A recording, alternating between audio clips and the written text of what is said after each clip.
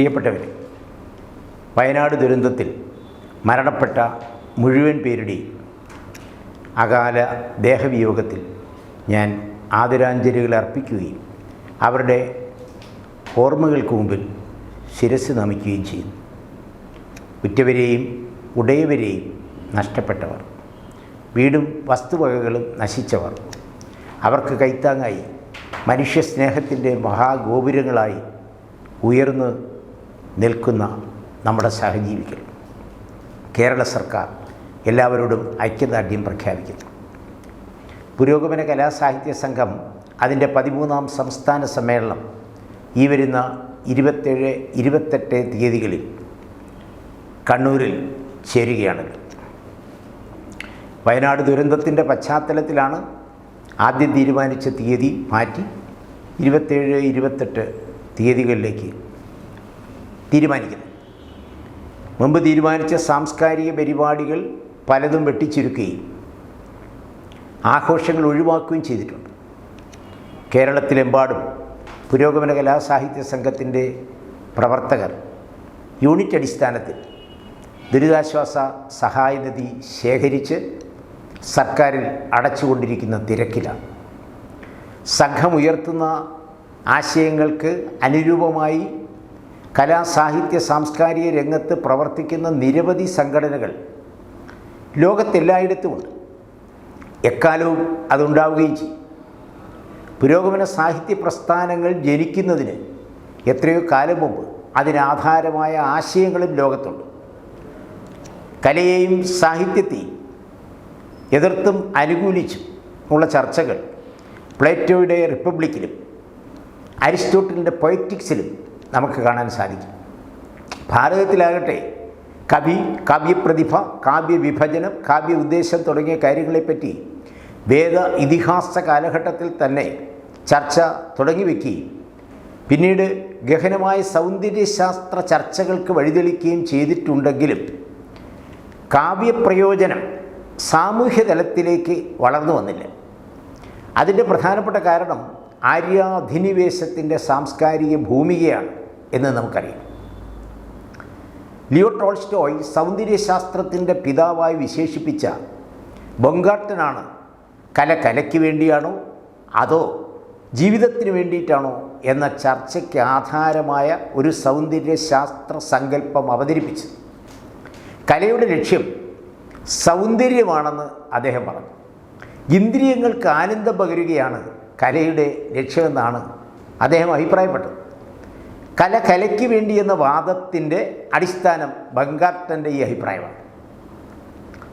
1700 ആദ്യഘട്ടത്തിലാണ് അദ്ദേഹം ഇത് പറയുന്നത്. എന്നാൽ അദ്ദേഹത്തിൻ്റെ നിരീക്ഷണത്തിനെതിരെ അദ്ദേഹത്തിൻ്റെ തന്നെ സമകാലികനായിരുന്ന സൾസർ മറ്റൊരു അഭിപ്രായം പറഞ്ഞു. നന്മയിലേക്ക് നയിക്കുക എന്നുള്ളതാണ് കലയുടെ ലക്ഷ്യം.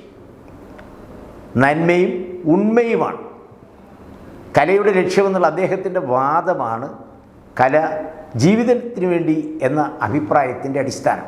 സൾസർ ജർമ്മൻ തത്വചിന്തകനായിരുന്നു എന്ന് നമുക്കറിയാം. പുരോഗമന കലാസാഹിത്യ സംഘത്തെ മറ്റ് സംഘടനകളിൽ നിന്ന് വേർതിരിക്കുന്ന പ്രധാനപ്പെട്ട മുദ്രാവാക്യം തന്നെ കല ജീവിതത്തിന് വേണ്ടിയാണ് എന്നുള്ള നിലയിലാണ്. കല ജീവിതത്തിന് വേണ്ടി അല്ലെങ്കിൽ 2ാം ലോക മഹായുദ്ധകാലത്ത് കലാകാരന്മാരോടും സാഹിത്യകാരന്മാരോടും നിങ്ങൾ ഏത് ചേരിയിലെന്ന് മാക്സിം ഗോർക്കി ചോദിക്കേണ്ട കാര്യമില്ലല്ലോ. അന്ന് ലോക സാമ്പത്തിക മാന്ദ്യത്തിൻ്റെയും 2ാം ലോക മഹായുദ്ധത്തിൻ്റെയും പശ്ചാത്തലത്തിലാണ് ഒരു പ്രസ്ഥാനമെന്നുള്ള നിലയിൽ ഇന്ത്യൻ പ്രോഗ്രസീവ് റൈറ്റേഴ്സ് അസോസിയേഷനും ഉദ്ഘാടനം ചെയ്യപ്പെട്ടത്. ഒരു മാനിഫെസ്റ്റോയും അംഗീകരിക്കും. ലോകപ്രശസ്ത ചിന്തകരനായിരുന്ന പിക്കാസോ കമ്മ്യൂണിസ്റ്റ് പാർട്ടിയിൽ ചേർന്നുകൊണ്ട് നടത്തിയ പ്രസ്താവന ഈ അവസരത്തിൽ പ്രസക്തമാണ്. അദ്ദേഹം പറഞ്ഞത് ചിത്രങ്ങൾ ചുമരുകൾ അലങ്കരിക്കാൻ വേണ്ടി മാത്രമുള്ളതല്ല, ശത്രുവിനെ ആക്രമിക്കാൻ കൂടി ലക്ഷ്യമിട്ടിട്ടുള്ളതാണ് എന്നാണ് അദ്ദേഹം പറഞ്ഞത്. കലയും സാഹിത്യവും പ്രതിരോധത്തിനുള്ള ഒരു ആയുധമാക്കി കൂടി മാറ്റിയ പ്രസ്ഥാനമാണ് പുരോഗമന കലാസാഹിത്യ സംഘം. ഈ അവസരത്തിൽ മഹാനായ EMS പറഞ്ഞൊരു കാര്യം വളരെ പ്രധാനമാണ്. ബഹുജന സമരങ്ങളിൽ നിന്ന് വേറിട്ട് നിൽക്കുന്ന അവർക്കതീതമായി പ്രവർത്തിക്കുന്ന ഒരു വ്യക്തിത്വം കവിക്കില്ല, സാഹിത്യകാരനില്ല. എന്നാൽ ആ വ്യക്തിത്വത്തിൽ നിന്ന് ഉയർന്നു വരുന്ന മനുഷ്യത്വത്തിൻ്റെ പ്രതീകമായ ഓജസ്, ജീനിയസ്നസ് ആ കവിക്കുണ്ട്. അങ്ങനെ വ്യക്തിത്വം കവിക്കുണ്ട്. പുരോഗമന കലാസാഹിത്യ സംഘം ഈ വ്യക്തിത്വത്തെ അംഗീകരിച്ചുകൊണ്ടാണ് കലാകാരന്മാരെയും സാഹിത്യകാരന്മാരെയും കാണുന്നത്. അതേ അവസരത്തിൽ വ്യക്തിയല്ല, സൃഷ്ടിയെയാണ് വിലയിരുത്തുന്നത് എന്നുള്ളതും വളരെ പ്രധാനപ്പെട്ട കാര്യമാണ്. അപ്പോൾ കാറൽ മാർക്സ് ജനിച്ച് 4-5 വർഷത്തിനുള്ളിൽ മരിച്ചുപോയ റൊമാൻറ്റിക് കവിയായിരുന്ന PB ഷെല്ലി ചൂഷകവർഗത്തിനെതിരെ, ചൂഷിതന് വേണ്ടി വിപ്ലവ കവികൾ എഴുതിയ പ്രക്ഷോഭകാരിയായിരുന്നു. അദ്ദേഹത്തിൻ്റെ ode to the west wind എന്ന കവിത സമൂഹത്തെ വിപ്ലവകരമായി പരിവർത്തനം ചെയ്യാനുള്ള തൻ്റെ സന്ദേശം പ്രചരിപ്പിക്കാൻ പടിഞ്ഞാറൻ കാറ്റിനോട് ആഹ്വാനം ചെയ്തതാണ്. ഹേമന്തം വന്നാൽ വസന്തത്തിന് വരാതിരിക്കാനാവില്ലല്ലോ എന്ന ശുഭപ്രതീക്ഷ പങ്കുവച്ച കവി പാടുമ്പോൾ പുരോഗമന സാഹിത്യ പ്രസ്ഥാനം ജനിച്ചിരുന്നില്ല. പ്രസ്ഥാനം ജനിക്കുന്നതിന് മുമ്പ് ആശയങ്ങൾ ജനിക്കുന്നു. കേരളത്തിൽ ആശാൻ്റെ ദുരവസ്ഥയെ പുരോഗമന സാഹിത്യത്തിൻ്റെ മുന്നോടിയായി കണ്ടിരുന്നുവല്ലോ. ചണ്ടാലഭിക്ഷയിൽ അദ്ദേഹം ഇന്നലെ ചെയ്ത ഒരു അബദ്ധം മൂടർക്ക് ഇന്നത്തെ ആചാരമാകാം, നാളത്തെ ശാസ്ത്രമതാകാം, അതിൽ സമ്മതമൂളായിക രാജൻ എന്ന് ഭഗവാനെ കൊണ്ട് പറയിക്കുകയാണ്. അത് പ്രസേനജിത്തിനോട് ബുദ്ധഭഗവാൻ പറയുന്നതാണെങ്കിലും കുമാരനാശാൻ തന്നെ ശ്രീമൂലം തിരുനാൾ മഹാരാജാവിനോട് പറയുന്നതായിട്ടാണ് നമ്മൾ മനസ്സിലാക്കേണ്ടത്. അപ്പോൾ അന്ന് പുരോഗമന സാഹിത്യ പ്രസ്ഥാനം ജനിച്ചിരുന്നില്ല. ഈ അവസരത്തിൽ സമ്മേളനത്തിൻ്റെ പശ്ചാത്തലത്തിൽ 1-2 ചിത്രങ്ങളെക്കുറിച്ച് നിങ്ങളെ ഓർമ്മപ്പെടുത്തുന്നത് നന്നായിരിക്കും എന്നെനിക്ക് തോന്നുന്നു. അതിലൊന്ന് മഹാകവി രവീന്ദ്രനാഥ ടാഗോറിൻ്റേതായി ലോകത്തേറ്റവും കൂടുതൽ പ്രചരിച്ച ചിത്രം, ഇന്ത്യയിലും അതിപ്പോൾ ധാരാളമായി പ്രചരിച്ചുകൊണ്ടിരിക്കുന്നു. അത് ഈ വയനാട് ദുരന്തത്തിന് ശേഷമാണ്. ടാഗോറിൻ്റെ ഈ മനോഹരമായിട്ടുള്ള ചിത്രം ക്യാമറയിൽ പകർത്തിയത് ഫാസിസ്റ്റ് മുസോളിനിയായിരുന്നു. ഹിറ്റ്ലർ ഒരു ജൂത പെൺകുട്ടിയെ താലോലിക്കുന്ന ചിത്രവും ഇപ്പോൾ പ്രചരിക്കുന്നുണ്ട്. അപ്പം ഞാൻ പറഞ്ഞതുപോലെ വയനാട് ദുരന്തത്തിന് ശേഷമാണ് ഈ 2 ചിത്രങ്ങളും വൈറലായത്. ഈ അവസരത്തിൽ കമ്മ്യൂണിസ്റ്റ് ഇൻ്റർനാഷണലിൻ്റെ സെക്രട്ടറി ആയിരുന്ന ഗോർഗി ദിമിത്രോവ് ഫാസിസത്തെക്കുറിച്ച് നടത്തിയ നിരീക്ഷണം വളരെ പ്രസക്തമാണ്. അദ്ദേഹം പറഞ്ഞത്, പുറമേക്ക് ആൾക്കൂട്ടത്തെ വ്യാമോഹിപ്പിക്കാൻ പര്യാപ്തമായ മുദ്രാവാക്യങ്ങൾ മുഴക്കുന്നതും അകമേ ഉടമ മുതലാളി വർഗങ്ങളുടെ താല്പര്യങ്ങൾ സംരക്ഷിക്കുന്നതുമായ ഒരു ബഹുജന പ്രസ്ഥാനം ഫാസിസം പടുത്തുയർത്തുമെന്നാണ്. ഇന്ത്യയെ സംബന്ധിച്ചിടത്തോളം അത് വളരെ ശരിയാണെന്ന് നമുക്കറിയാം. ഉംബർട്ടോ എക്കോ പറഞ്ഞ എല്ലാ അടിസ്ഥാന സവിശേഷതകളും ഇന്ത്യൻ ഫാസിസത്തിനുണ്ട്. പുരോഗമന കലാസാഹിത്യ സംഘം അതിൻ്റെ 13ാം സംസ്ഥാന സമ്മേളനത്തിലേക്ക് പോകുമ്പോൾ 12ാം സമ്മേളന കാലത്ത് ഡെമോക്രസിൻ്റെ വാളുപോലെ തൂങ്ങി നിന്ന മതരാഷ്ട്രവാദത്തിൻ്റെ വീര്യം അല്പം കുറഞ്ഞിട്ടുണ്ടെന്നുള്ളത് ശരിയാണെങ്കിലും അതിൽ ഇന്ത്യൻ ജനാധിപത്യം വഹിച്ച പങ്ക് വളരെ പ്രസക്തമാണെങ്കിലും കലാകാരന്മാരുടെയും സാഹിത്യകാരന്മാരുടെയും ഉത്തരവാദിത്വം വർദ്ധിച്ചിട്ടേ ഉള്ളൂ, ഒട്ടും കുറഞ്ഞിട്ടില്ല. വളരെ ജാഗ്രത പാലിക്കേണ്ട ഒരു കാലഘട്ടമാണ്. കേരളത്തിലെ പ്രമുഖരും പ്രശസ്തരുമായ മുൻനിര സാഹിത്യകാരന്മാരാണ് ഈ പ്രസ്ഥാനം പടുത്തുയർത്തിയതെന്ന് നമുക്കറിയാം.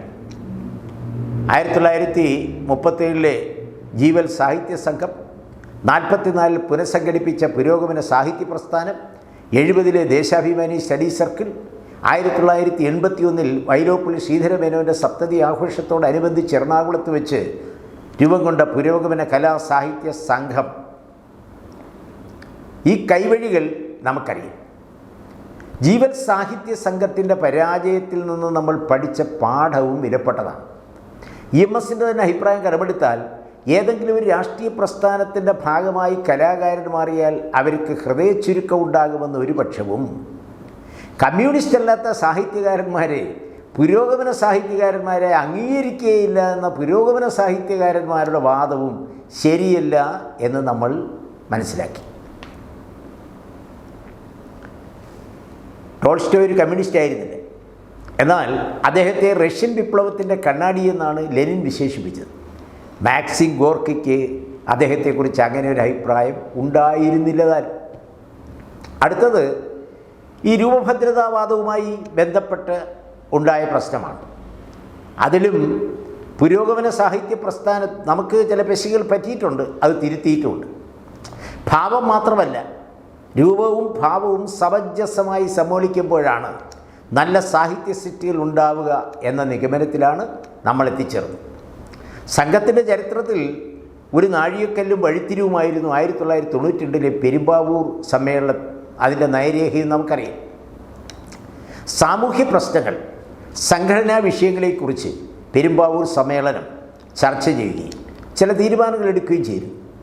വളരെ ദീർഘവീക്ഷണത്തോടുകൂടി സംഘം അന്ന് കണ്ട ഒരു കാര്യം മതാന്ധതയുടെ ഭവിഷ്യത്തുകളെക്കുറിച്ചാണ്. ആ സമ്മേളനം ജനങ്ങൾക്ക് മുന്നറിയിപ്പ് നൽകി. ഇന്ത്യ നേരിടുന്ന സാംസ്കാരിക പ്രതിസന്ധിയെക്കുറിച്ച് വളരെ ഉത്കണ്ഠാപൂർവമായി ചർച്ച ചെയ്യുകയും നിലപാടുകൾ സ്വീകരിക്കുകയും വേണം എന്ന് അഭിപ്രായപ്പെട്ടു.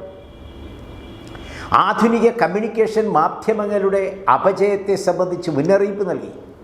മൂലധനത്തിൻ്റെ അനിയന്ത്രിതമായ ഒഴുക്കുകളെക്കുറിച്ച്, കുത്തകകളുടെ കളിപ്പാവകളായി മാറിക്കൊണ്ടിരിക്കുന്ന അച്ചടി മാധ്യമങ്ങളെയും ഇലക്ട്രോണിക് ദൃശ്യ ശ്രാവ്യ മാധ്യമങ്ങളെക്കുറിച്ച് അവലോകനം നടത്തി. സ്ത്രീ പ്രശ്നം, ദളിത് ആദിവാസി പ്രശ്നങ്ങൾ, പരിസ്ഥിതി, ഭാഷ, വിദ്യാഭ്യാസ പ്രശ്നങ്ങൾ എന്നിവ ഗൗരവമായി ചർച്ച ചെയ്യുകയും ഭാവി പരിപാടികൾക്ക് രൂപം കൊടുക്കുകയും ചെയ്തു. അതിൻ്റെ അടിസ്ഥാനത്തിൽ അന്നെടുത്ത തീരുമാനങ്ങൾ നടപ്പിലാക്കാൻ കഴിഞ്ഞു എന്നുള്ളതാണ് സംഘം തിരിഞ്ഞു നോക്കുമ്പോൾ നമുക്ക് കൃതാർത്ഥത നൽകുന്ന കാര്യം. ഒന്നും പൂർണ്ണമല്ലെങ്കിലും വളരെയധികം നമുക്ക് മുന്നോട്ട് പോകാൻ സാധിച്ചിട്ടുണ്ടെന്ന് അഭിമാനപൂർവ്വം അനുസ്മരിക്കുകയാണ്. പെരുമ്പാവൂർ സമ്മേളനത്തിൽ സംഘടനയ്ക്കൊരു സംസ്ഥാന കേന്ദ്രം ഉണ്ടാവണം, അതുപോലെ ഒരു മുഖപത്രം ഉണ്ടാവണം, ദൈനംദിന പ്രശ്നങ്ങളിൽ ഇടപെടുന്ന കൂട്ടായ നേതൃത്വം ഉണ്ടാവണം, പൂർണ്ണസമയം പ്രവർത്തകരായി കുറച്ചുപേരെങ്കിലും നിയോഗിക്കണം തുടങ്ങിയ തീരുമാനങ്ങൾ എടുത്തിരുന്നു. അതെല്ലാം നടപ്പിലാക്കാൻ സാധിച്ചു എന്നുള്ളത് വളരെ അഭിമാനകരമായ കാര്യമാണ്. മാത്രമല്ല, ചലനാത്മകമായ ഒരു മാധ്യമ സമിതിയും നമുക്കിപ്പോൾ പ്രവർത്തിക്കുന്നുണ്ട്. വളരെ സാന്ദർഭികമായി ഓർത്തുപോകുന്നത് ഇപ്പോൾ പുറത്തു വന്ന ജസ്റ്റിസ് ഹേമ കമ്മീഷൻ റിപ്പോർട്ടാണ്. അതിൻ്റെ വെളിച്ചത്തിൽ പുരോഗമന കലാ സാഹിത്യ സംഘം എങ്ങനെയാണ് ഈ വക വിഷയങ്ങൾ കൈകാര്യം ചെയ്യേണ്ടത്, സംഘത്തിൻ്റെ നിലപാട് എന്താണെന്ന് കാണിച്ച് അതിൻ്റെ പ്രസിഡൻറ്റ്, സെക്രട്ടറി ചേർന്ന് ഒരു പ്രസ്താവന പുറപ്പെടുവിച്ചിട്ടുണ്ട്. അപ്പോൾ ഈ സാഹചര്യത്തിൽ നമ്മൾ പ്രത്യേകം ഓർമ്മിക്കേണ്ട ഒരു കാര്യം, 2010 നടന്ന കൊല്ലം സമ്മേളനത്തിൻ്റെ നയരേഖയിൽ സ്ത്രീ, സിനിമ എന്നീ 2 ഉപതലക്കെട്ടുകളിൽ വിവിധ പ്രശ്നങ്ങൾ നമ്മൾ ചർച്ച ചെയ്തിട്ടുണ്ട്. കണ്ണൂർ സംസ്ഥാന സമ്മേളനം നടക്കുന്ന ഈ കാലയളവിൻ്റെ മറ്റൊരു പ്രത്യേകത സാംസ്കാരിക ദേശീയത അതിൻ്റെ തീഷ്ണത പ്രകടമാക്കിക്കൊണ്ടിരിക്കുന്നു എന്നുള്ളതാണ്. സാംസ്കാരിക ദേശീയതയ്ക്ക് കുടചൂടുന്ന ഫാസിസ്റ്റ് നുണ ഫാക്ടറികൾ സജീവമാണ്. നാട് കവർച്ച ചെയ്ത മോഡിക്കാലം ക്ഷേമ പദ്ധതികളുടെ ക്ഷാമകാലമായി മാറിയിട്ടുണ്ട്. കർഷക നിയമങ്ങളും തൊഴിലാളി നിയമങ്ങളും അട്ടിമറിക്കുന്ന പുതിയ നിർമ്മാണങ്ങൾ ഉണ്ടായിക്കൊണ്ടിരിക്കുകയാണ്. ഇലക്ട്രൽ ബോണ്ടിനെ കുറിച്ച് ഞാൻ തന്നെ മുമ്പ് ഒരു വീഡിയോ പ്രഭാഷണം നടത്തിയിരുന്നു. ലോകത്ത് ഇതുപോലുള്ള ഒരു തട്ടിപ്പ് നിയമനിർമ്മാണം വേറെ നടന്നിട്ടില്ല. പരിസ്ഥിതി നിയമങ്ങൾ കാറ്റിൽ പറത്തുകയാണ്. ആദിവാസി ദളിത് വിഭാഗങ്ങൾ ഇവർ സൃഷ്ടിക്കുന്ന തീക്കാറ്റിൽ വെന്ത് നീറുകയാണ്. മണിപ്പൂർ മോഡൽ വംശഹത്യയും ആൾക്കൂട്ട കൊലപാതകങ്ങളും അരങ്ങ് തീർക്കുകയാണ്. ശാസ്ത്രബോധത്തെ തകർക്കുന്ന മിത്തുകളുടെ വിദ്യാഭ്യാസ കാലമാണ്. കൂട്ടിലടയ്ക്കപ്പെടുന്ന കലാലോകം, ഇലക്ട്രോണിക് മാധ്യമ മുതലാളിത്തത്തിൻ്റെ രാഷ്ട്രീയ സമ്പദ്ഘടന, വെല്ലുവിളികൾ നേരിടുന്ന സിറ്റിസൺ ജേർണലിസം, അടിമയാക്കപ്പെടുന്ന സ്ത്രീത്വം, സത്യത്തിന് ശരശയ്യ തീർക്കുന്ന സത്യാനന്തര കാലം, ഭീഷണികൾ നേരിടുന്ന ഫിഫ്ത്ത് സ്റ്റേറ്റ്. ഇത്തരമൊരു കാലഘട്ടത്തിലാണ് പുരോഗമന കലാസാഹിത്യ സംഘത്തിൻ്റെ 13ാം സംസ്ഥാന സമ്മേളനം കണ്ണൂരിൽ ചേരുന്നത്. നിശ്ചയമായും ഈ കാലഘട്ടത്തിൻ്റെ വെല്ലുവിളികൾ നേരിടാനുള്ള ഉചിതമായ ഭാവി തീരുമാനങ്ങൾ ഈ സംഘടന കൈക്കൊള്ളും എന്ന് നമുക്ക് പ്രതീക്ഷിക്കാം.